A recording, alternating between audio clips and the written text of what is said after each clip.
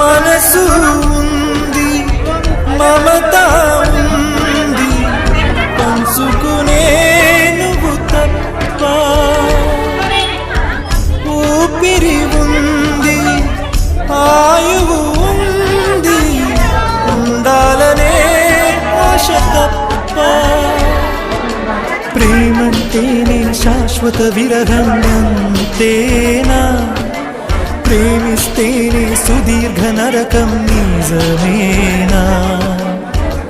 ఎవరిని అడగాలి నన్ను తప్ప? చివరికి ఏమవాలి నన్ను తప్ప?